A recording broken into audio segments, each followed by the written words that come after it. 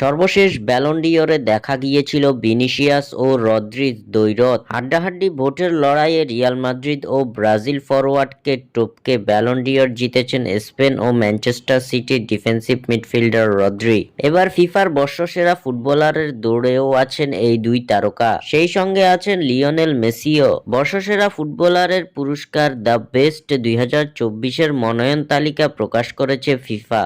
এই পুরস্কারের জন্য সর্বমোট 11 জন ফুটবলার মনোনয়ন পেয়েছেন। ফিফার প্রকাশিত এই তালিকায় রিয়াল মাদ্রিদ থেকেই আছে সর্বোচ্চ 7 জন। সর্বশেষ 2 বছর সহ মোট 4 বার ফিফার বর্ষসেরা দ্য বেস্ট পুরস্কারটি জিতেছেন লিওনেল মেসি। এছাড়া এই পুরস্কারটির মনোনয়ন তালিকায় প্রতিবারই ছিলেন আর্জেন্টাইন অধিনায়ক। The best FIFA men's player তালিকায় যারা আছেন তারা হলেন Jude Bellingham, Dani Carvajal, Erling Haaland, Toni Kroos, Kylian Mbappe, Lionel Messi, Rodri, Federico Valverde, Vinicius Junior, Florian Wirtz ও লামিন ইয়ামাল।